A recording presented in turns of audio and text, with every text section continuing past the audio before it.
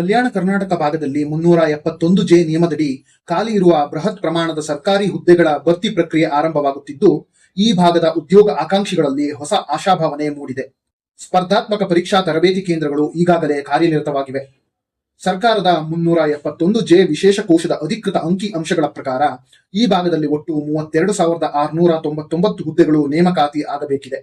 ಇವುಗಳಲ್ಲಿ group A ನಲ್ಲಿ 1,695, group B ನಲ್ಲಿ 1,779, ಗ್ರೂಪ್ ಸಿ ನಲ್ಲಿ 21,755 ಮತ್ತು ಗ್ರೂಪ್ ಡಿ ನಲ್ಲಿ 7,535 ಹುದ್ದೆಗಳು ಖಾಲಿ ಇವೆ.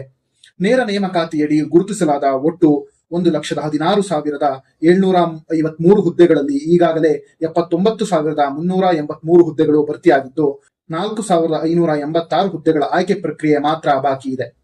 ನಿಯಮಾವಳಿಗಳ ಪ್ರಕಾರ ಗ್ರೂಪ್ ಎ ಮತ್ತು ಗ್ರೂಪ್ ಬಿ ಹುದ್ದೆಗಳಲ್ಲಿ 75%, ಗ್ರೂಪ್ ಸಿ ಹುದ್ದೆಗಳಲ್ಲಿ 80% ಹಾಗೂ ಗ್ರೂಪ್ ಡಿ ಹುದ್ದೆಗಳಲ್ಲಿ 85% ಹುದ್ದೆಗಳು ಕಲ್ಯಾಣ ಕರ್ನಾಟಕ ಭಾಗದ ಸ್ಥಳೀಯರಿಗೆ ಮೀಸಲಿರಲಿವೆ. ಉಳಿದ ಅತ್ಯಲ್ಪ ಶೇಕಡಾವಾರು ಹುದ್ದೆಗಳು ಮಾತ್ರ ರಾಜ್ಯದ ಇತರ ಭಾಗದವರಿಗೆ ಸಿಗಲಿವೆ. ಖಾಲಿ ಇರುವ ಒಟ್ಟು ಹುದ್ದೆಗಳ ಪೈಕಿ ಅತ್ಯಧಿಕ ಅಂದರೆ 10,807 ಹುದ್ದೆಗಳು ಶಿಕ್ಷಣ ಇಲಾಖೆಯಲ್ಲೇ ಇವೆ.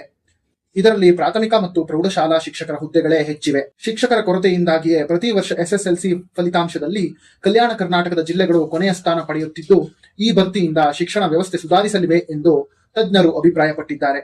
ಕಲ್ಯಾಣ ಕರ್ನಾಟಕದ ಎಲ್ಲಾ ಖಾಲಿ ಹುದ್ದೆಗಳನ್ನು ಭರ್ತಿ ಮಾಡುವುದಾಗಿ ಕಾಂಗ್ರೆಸ್ ತನ್ನ ಚುನಾವಣಾ ಪ್ರಣಾಳಿಕೆಯಲ್ಲಿ ಪ್ರತ್ಯೇಕ ಗ್ಯಾರಂಟಿ ನೀಡಿತ್ತು.